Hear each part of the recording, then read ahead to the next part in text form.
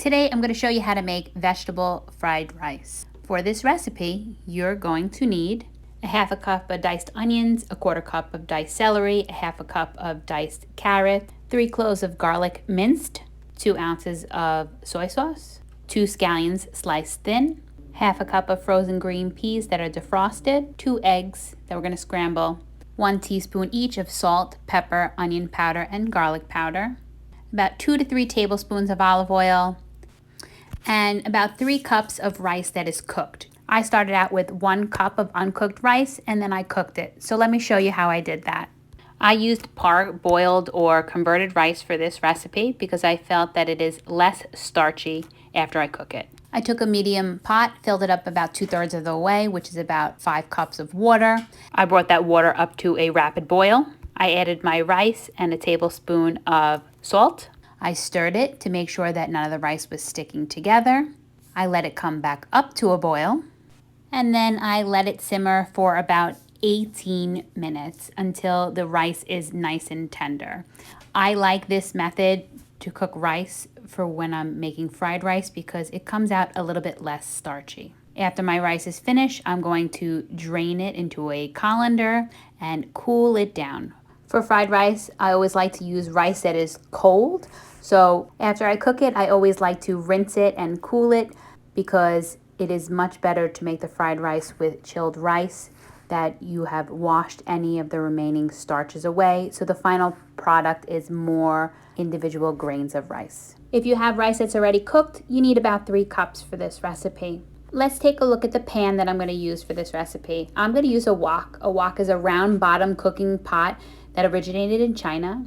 This pan is traditionally used for stir frying. The deep sloping walls trap the heat inside and enable the food to cook much quicker than a frying pan. You can use a frying pan or a saute pan that has deep sides, but you want to make sure that it's big enough to prepare this recipe. So I decided I'm going to use the wok, and I'm going to make sure that I heat it up really well. I want the wok to be nice and hot because stir frying needs high heat. And again, I have electric stove, so I don't really get as high as a heat as gas, but I'm going to do the best that I can.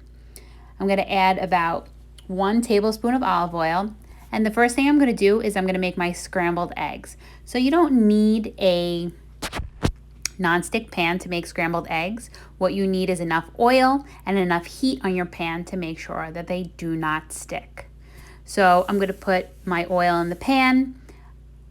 I'm going to drop my eggs in, and I'm just going to scramble them really very quickly. This only takes about 30 seconds. I just want to make sure that they're cooked about 3/4 of the way through because I'm going to put them in to the rice at the end.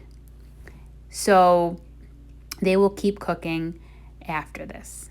All right, so I'm going to take them out, just put them back on the side for when we're ready for them at the end of the recipe. See how nice and clean my pan is? I am going to take a little paper towel just to clean out any extra residue. Now I'm going to begin my next steps, which is the vegetables. I'm going to put about 1.5 tablespoons of oil back into my pan. I'm going to let it come back up to temperature to get nice and hot. And I'm going to start with my mirepoix, my onions, carrots, and celery. I put a little less celery than I do onions and carrots because I find that the celery has a really strong flavor. So that's why I put a little bit less. I'm going to let the onions, carrots, and celery cook all the way through. Traditionally, during the stir fry, you would be constantly stirring, but because my flame is not as intense as maybe a wok in the lower left-hand corner of your screen is, I want to give it a little bit more time to cook the vegetables through. So I'm not going to stir it as much. But once my onions, carrots, and celery are tender, and they can be slightly caramelized, a little bit of browning is okay, I'm going to add my garlic and my scallions. If you wanted to add fresh ginger, you can do that at this point as well. Traditionally, that's called GGS, ginger, garlic, and scallions, and it's the base of many Asian dishes. So after about 30 seconds and my garlic has cooked, I smell that beautiful aroma of the garlic. I'm going to add in my peas. If your peas were still a little bit frozen, that is okay. Just give them a little bit more time in the pan than I am. My peas were defrosted. I took them out in advance. If you want to add any other vegetables at this point, you could add it right now. So if you wanted to add some broccoli or some bean sprouts, you can do that. Next, I'm going to add my seasonings, my onion powder, garlic powder, salt, and pepper. And don't forget, you could add more seasonings later, but we want to have a foundation here. We can always add, we can't take away. Next, I'm going to add my soy sauce. All right, so it's going to start to steam up a little bit. We don't want to let it cook at this point for a long time because we don't want the soy sauce to evaporate. So just a little bit of deglazing, and then I'm going to add my rice right in. Now, if your rice is not getting as brown as you want it to because of the soy sauce, do not add more soy sauce. Just let it cook for a few minutes and stir it really well, right? Your rice will absorb that soy sauce color and flavor as it cooks. And we're almost done. This is almost finished.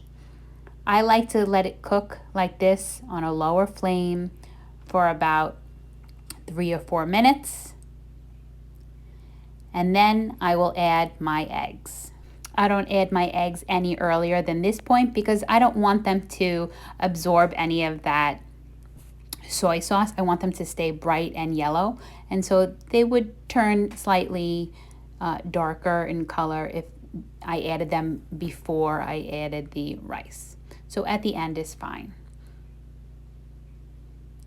Just going to mix it well to combine. I am using a flat spoon as to not crush anything. You can use a rubber spatula as well if you want.